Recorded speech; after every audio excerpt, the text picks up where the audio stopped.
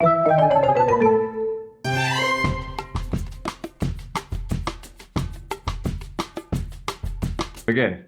Hello and welcome to Bleed Extra with me, Ryan Whyte. I'm a graphic designer and I'm joined by Jacque Moodley as always, and he is an art director.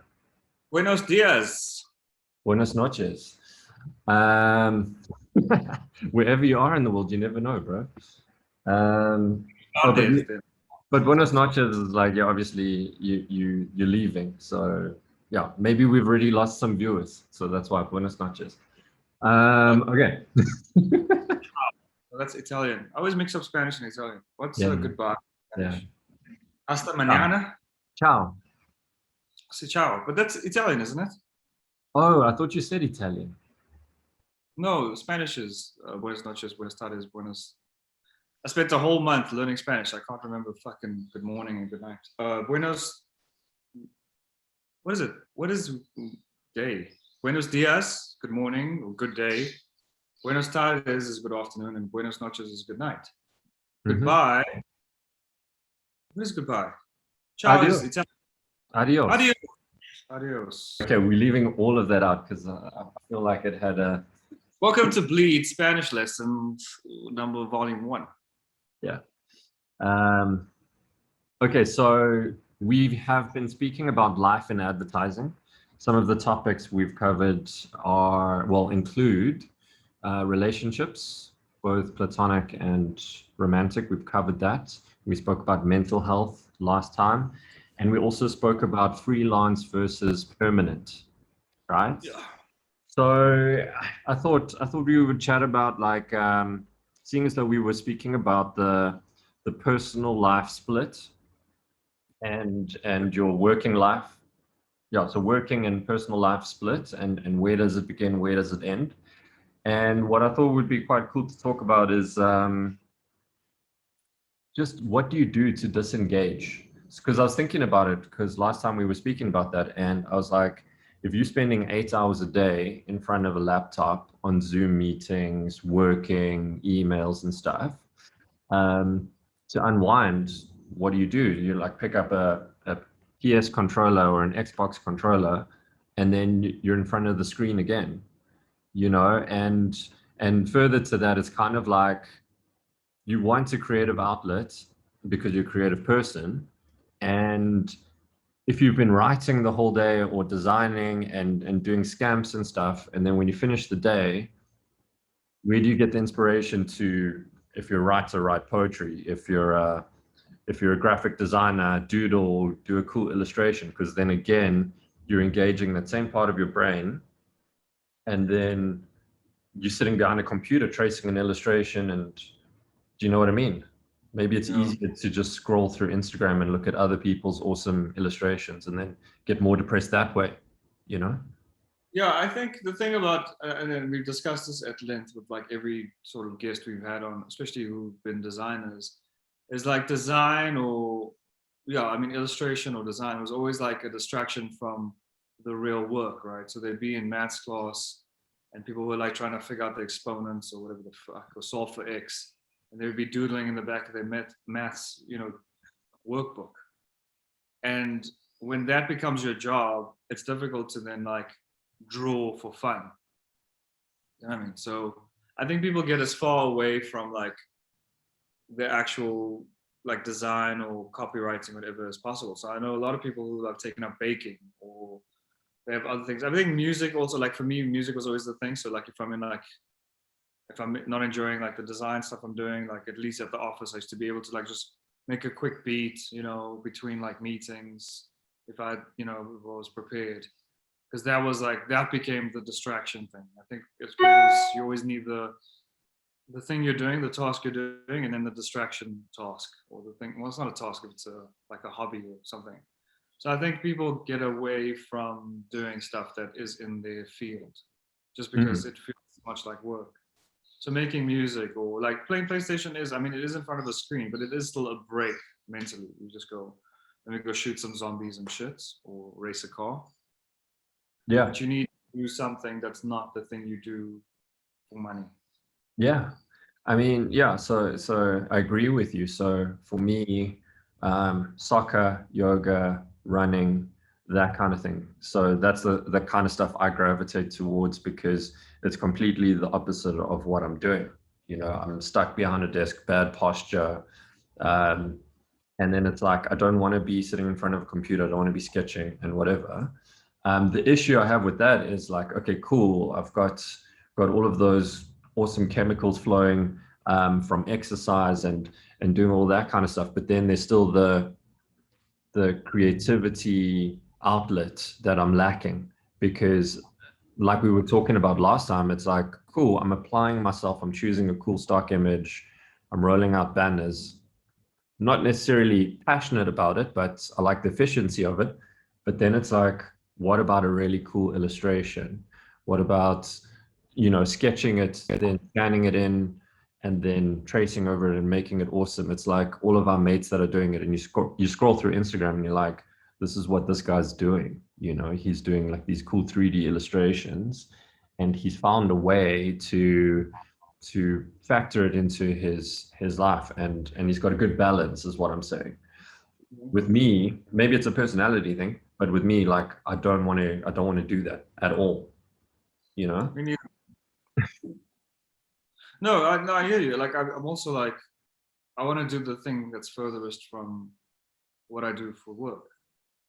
So I think even the beats thing for me like was an escape until like the beats thing became work. Like then I had like clients effectively, although I didn't get paid.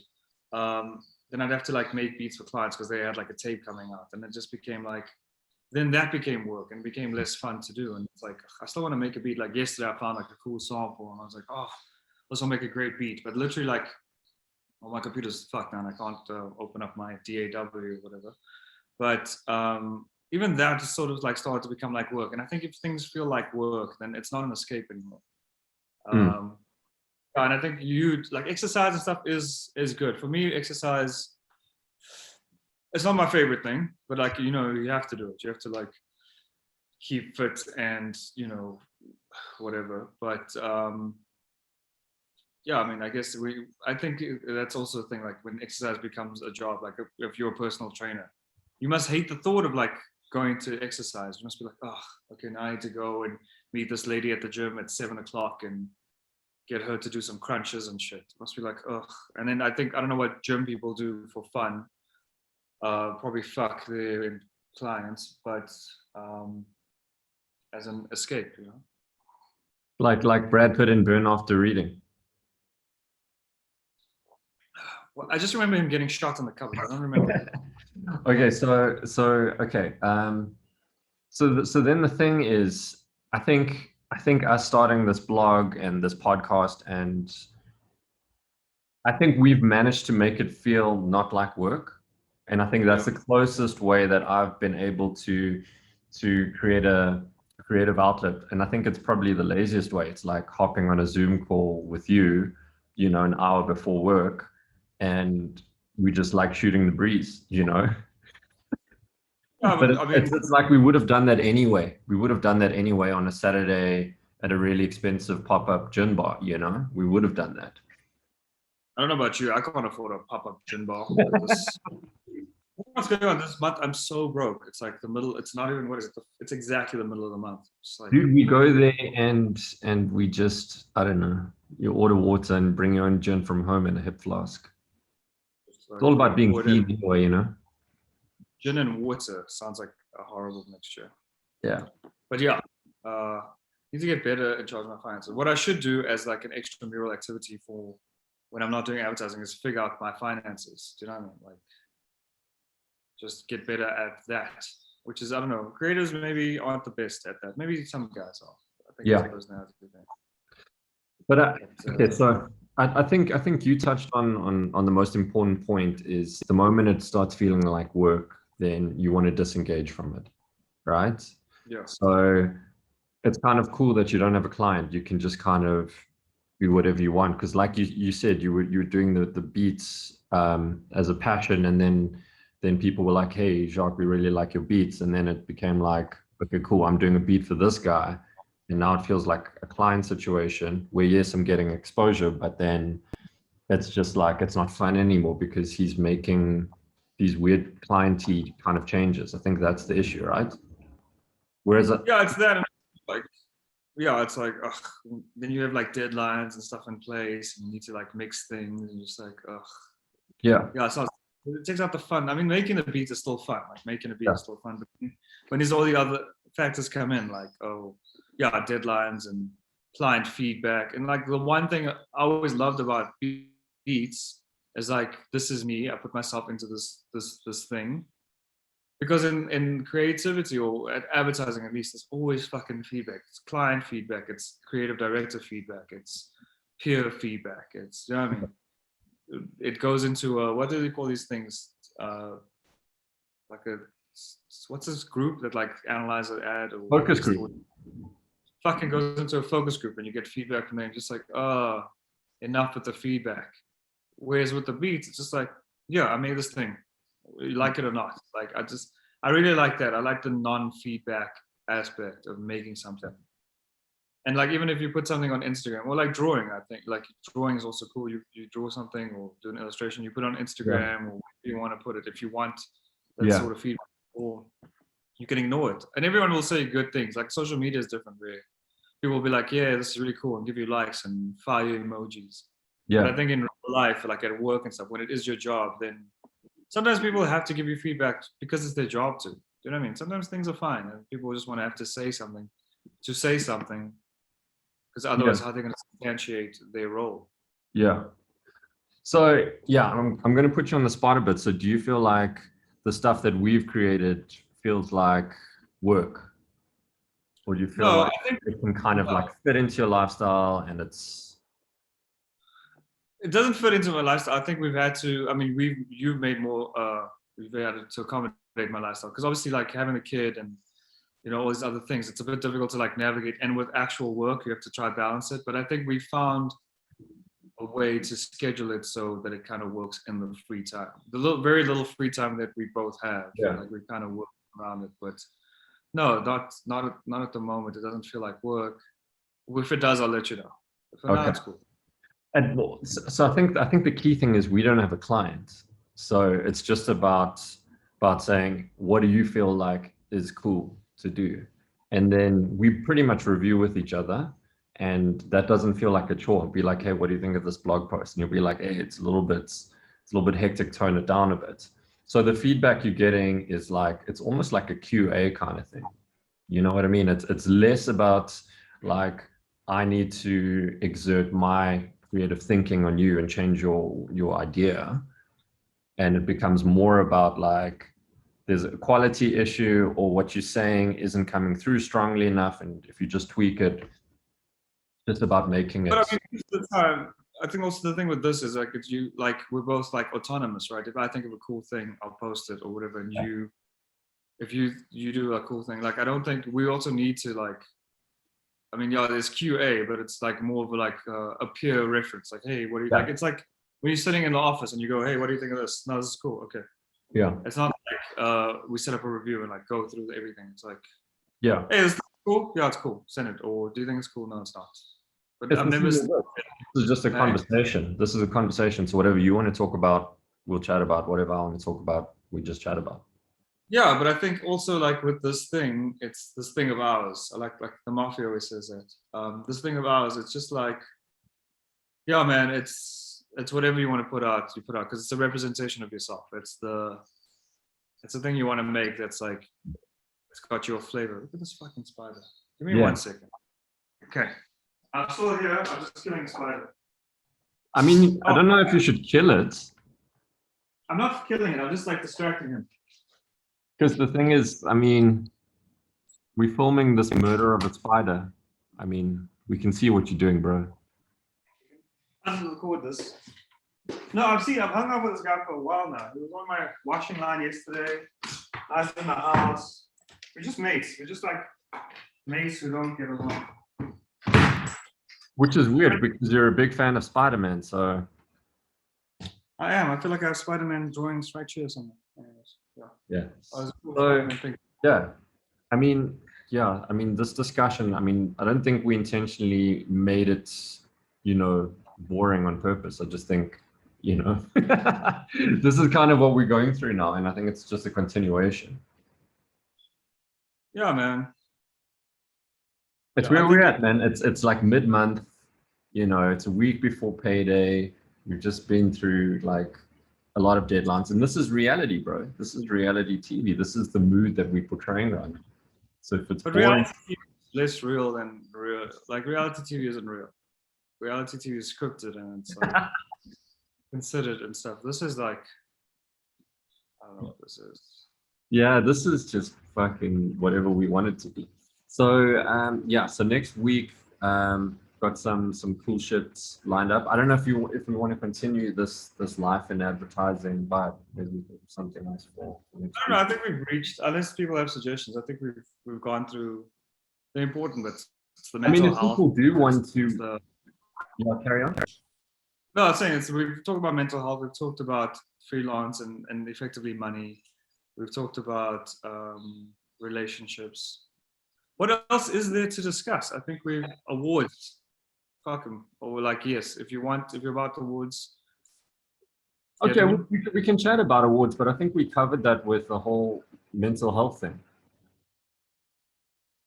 Yeah. Did we? What did So, we say about so I kind of summed it up. So from my personal point of view, I think it was the alcohol, it's the late nights, it's the party culture, it's the coolness and the schmoozing Yeah. that lead to these issues because you're never cool enough, you're never like hardworking enough, you're never in the spotlight enough. And it's that thing. And I think awards contributes to that as well because it's like you're always going for the award. And I think the best kind of analogy or comparison I can make is some of my friends are dancers and ballerinas especially, and it's hectic because those people are kind of conditioned from when they're very young. Do you know what I mean? You've got to be skinny, you've got to be on your toes the whole time, like literally, and it's just this competitive culture that's instilled from you when you're like 3 years old. Now imagine that. You know what I mean? And there's a lifespan of a ballerina. You know what I mean? It's like only the really, really good ones can carry on into their 40s and whatever. And for that, it is all about awards and it's glamour and it's that kind of thing. So I think that's a quite an extreme example. And I think it's similar with advertising where it's like we're always chasing this carrot, this award. And I Yeah. think that it can affect your mental health because there's only so many awards that can go out, you know, and there's a Great. very yeah, go ahead. No, I was gonna say I think that's a great analogy because I know that like I've also read about like ballerinas and like they don't make a lot of money, first of all. Like only the ones at like the top of like the prima ballerinas and the Russian fucking whatever thing. They like make the cash. Yeah, it's a tough life, dude. And like literally they're bleeding through their fucking shoes every day. And like again with advertising, there's only so many agencies, so there can only be so many ECDs. So to get to the tippity top of advertising, you have to be fucking something really special. And like, how many people are going to be ECDs? Like, I don't think you and I, well, you speak for yourself, but I don't think I'm ever going to get to ECD level. I don't even know if I want to. Like, I don't know if that's what I want to be eventually in life, being in charge of an agency and motivating the creators and trying to win a pitch. Like, I don't know, man. Like, do I want to be a prima ballerina? I don't think so. And I don't want to. I think much like advertising, all you're left with, if you do go with this ballerina route, is like messed up feet, man, and whatever Yeah. whatever advertising is at the end, like you said, the alcoholism. And we had one guy the other day who was leaving the agency, and he was speaking about. I'm not going to put like business in the streets, but he was also speaking about like alcoholism and how he struggled with it. And I mean, we'd never know. We always Mm, just like, oh, this guy. Yeah, and you even said like nobody wanted to work with me and blah blah mm. blah. And like we just thought like the guy wasn't great or he was lazy, whatever the Yeah. thing is. But you didn't really understand the struggle he went through. You didn't Yeah. understand that he's fighting an addiction. And I think, man, fuck, dude, like yeah, I mean, even what's the sacrifice is so great. Like, yeah, you ruin your, like with the ballerina thing, you ruin your body. You like, you don't really have a social life. You're constantly dancing. You're waking up at whatever time. You going to bed late at night because you have this pursuit of this goal that's unattainable. And there's only so many people who can make it, and only so many people who are going to rise to the top of Yeah. this fucking in this ballerina or this dance industry. And Yeah. what do you become at the end? A teacher? Yeah. Yeah, so I think you've summed it up perfectly there. So the reason why I use the ballerina analogy is like once you're a ballerina, you're a ballerina. There's no like I'll be the admin clerk of ballerina, do you know, of ballet. Yeah. So the thing is, I think with the creative industry, when you're creative, you're a creative.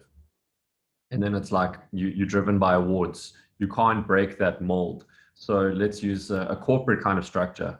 You've got your finance people, then you've got HR, you've got admin. I know we have HR as well, but I'm just for the sake of this argument, you've got a few clerks, and obviously if you're a clerk, you want to work your way up and whatever, but there's no pressure with awards. It's like, yeah, you win sales award or whatever, or employee of the month.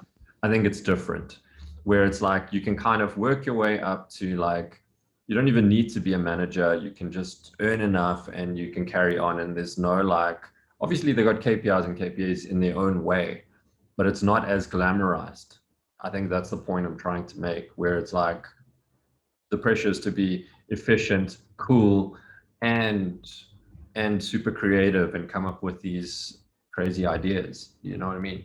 I don't know. Maybe we should get someone who's like a full-on corporate and tell us what it's like, you know, because I mean we're the guys that come up with ideas for their corporate like wellness days and their internal cultures. Rewards program. No, I've had to come up with like in my last agency, I had to come up with a rewards program for like the guys who converted their clients to the online platform. Hmm. You know what I mean? I was thinking about this the other day. Sorry, maybe tell me if I'm wrong, because somebody asked me, you know, when you meet like people's friends, and then they always ask you, "What do you do?" And then and obviously they're corporate, right? So this guy I met, he's so entrenched in like what he does. He's like he works at Standard Bank or whatever, and he I don't know what the fuck he does, man. But he's like obviously worked his way up, and he's like really high up at this company, and he knows a lot about you know, the financial industry or whatever. But I was thinking to myself, this guy knows a lot about a little, and in advertising, we pride ourselves on knowing a little about a lot. You know what I mean? We have to. We like if I think about my career, I've worked in the automotive industry, I've worked in the financial services industry, I've worked in the FMCG industry. You know, I've worked in like restaurant, like yeah, every QSR. eh? QSR, go ahead. I don't know what there's Quick serve every restaurant. oh yes, QSR. Yeah, I mean, there's so many industries that you and I in our like tenure have worked in unknowing, not unknowingly, like but we've had to research. Like when I was in 2008, I started my career, and I didn't know shit about shit, but I had to research the financial industry because like the first campaign I think I did on my own was like um, offshore investments. So I had to quickly fucking learn what that meant. I was like, what are, okay, I know what offshore investments are, obviously, but I had to like research now. What do they offer? What does the client, what Standard Bank even, what do they offer? Like what kind of offering, yeah, what offerings do they have? What interest can you earn? How long is the you know, investment terms? And then like quickly switch over to working on steers. And I had to like, you know their meals and like what, you know, how many meals they want to sell in this quarter, whatever. And you have to quickly switch between all these different like clients and effectively switch between these different industries. And you also can't get pigeonholed, or what's the word? You can't become the guy who only does one thing, because then you're kind of, if you're only financial services, then you can't just be financial services. You also need to know how to sell a car, or you need to know how to sell all these things. And I mean, like, yeah, I know we like complaining about things now, but like, there's also an interesting thing about, I think, why advertising people like advertising people, because we have all these references, and we know we can draw inspiration from anywhere, and we reference movies and we reference TV shows and we reference like this music video director did this thing because you want to use his reference for the TV ad you're doing for this. And I think it's just interesting, man. Like, yeah, I know sometimes we go back and forth about this, but like, I don't know what I would be or who I would be if I was in a different industry. But I think it's good that we're malleable and we've learned to like absorb like influences. So we have to understand like the pain points that people experience and all these things. Even like UX and UI, you need to know this guy's trying to buy a pair of sneakers. Why is it so difficult for him to put this thing in his cart and put in his cart details and ship it and track the shipping? Do you know what I mean? Like we've had to understand that so we can solve it. And I think that's the cool thing. And I think that's also why like even going through this process of like making the show and like interviewing people, you really get to understand like advertising people are fucking cool, man. Like as much as like sometimes it's fake cool or like they look cool to be cool. If you take them at their core, they know so much about so much. And they're cool to hang out with and they're cool people to talk to. Every time we have these conversations, you and me even, or every time we have these conversations with like other people, I find I learn more and more stuff than I've learned with any other person in any other industry.